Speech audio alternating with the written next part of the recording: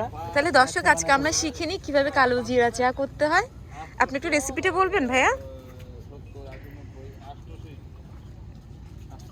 হ্যাঁ, একটু চাটা কিভাবে বানানো একটু দেখেন আমাদের। আমরা এখন শিখতে যাচ্ছি কালো জিরা চা। প্রথমে উনি দিচ্ছেন আদা,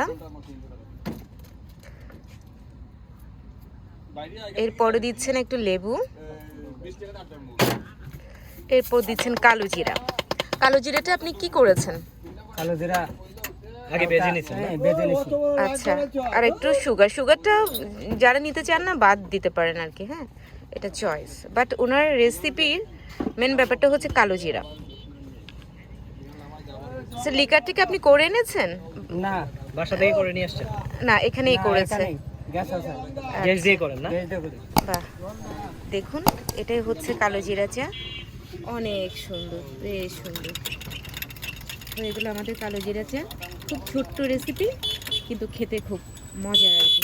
তো এখানে একজন খাচ্ছেন আর ওনার থেকে আমরা জেনে নিই। অসাধারণ অসাধারণ। মানে কেমন লাগছে আপনার? হ্যাঁ, অসাধারণ। এই কালোজিরা চার টেস্টটা আসলে শীতের মধ্যে এই চাটা স্বাদ নিতে অসম্ভব ভালো লাগছে।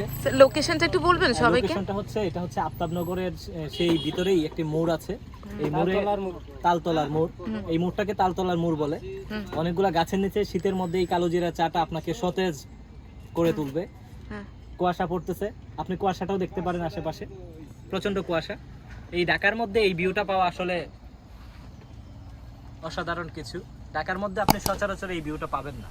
যদি আপনারা কালোজিরার চার পাশাপাশি এই কুয়াশার স্বাদটা নিতে চান তাহলে আফতাবনগরের সেই তালতলা মোড়ে চলে আসুন। বাহ, ধন্যবাদ আপনাকে। হ্যাঁ।